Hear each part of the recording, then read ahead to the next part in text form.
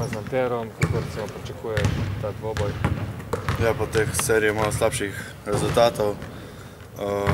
Mislim, da je ekipa dovolj zdaj zmotivirana, da prekinemo to negativno serijo in da pokažemo jutri, kaj znamo, da stopimo iz teh negative in da končno zmagamo in upamo na boljše čase.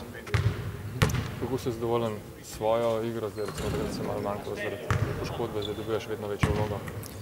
Mislim, da moja igra nima tle vpliva, dokler so porazi.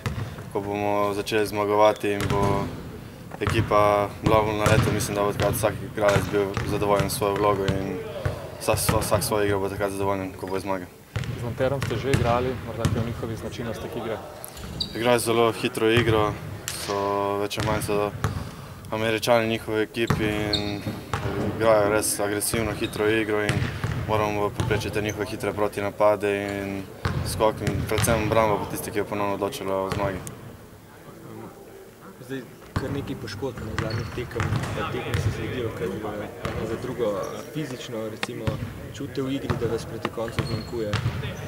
Mislim, da to igralci sami ne čutimo tega, je pa res, da manjka, več ali manj vsaka tekma ne manjka približno dva igralca in zato morajo nekateri drugi igrati več in v drugem polčasu se mogoče to pozna.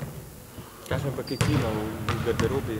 Znotraj ekipe je pa vse super, vsi igralci med sabo se razumemo res fantastično in še sami ne vemo, kje so te razlogi za te poraze, ampak verjamemo to, da bomo šli skozi to in stojimo skupaj.